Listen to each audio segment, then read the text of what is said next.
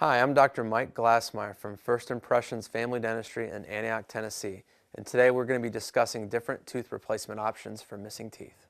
The materials used, depending on the amount of teeth that need to be replaced, will dictate what sort of treatment we'll provide.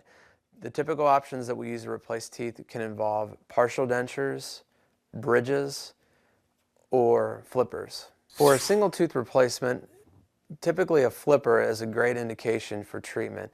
A flipper is a small prosthesis that slides in and out of the mouth. It is removable and it has a single tooth attached to it, and it just grabs around all the other teeth so it's held in.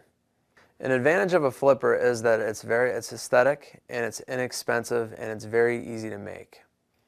A partial denture is another option to replace teeth. It's more indicated for multiple missing teeth, whereas a flipper is for one. A partial denture can replace multiple teeth. And it's a great option because it's inexpensive and it can be made very, very quickly in a lab. A partial denture is a prosthesis that pops in and out of the mouth. It is removable by the patient, and it can be made of different materials ranging from acrylic to nylon to a combination of metal and acrylic. Another option that's the most superior for replacing a single tooth is probably called a bridge. A bridge is an appliance that goes in permanently, similar to a partial denture in that it's fixed and it does not get taken back out.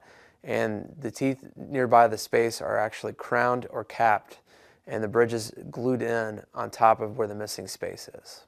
The advantages of a bridge is that it is the most aesthetic option for replacing a tooth, and it's also not removable. In conclusion, there are multiple ways that tooth can be replaced depending on the position of the mouth and where it's located and how many teeth are being replaced.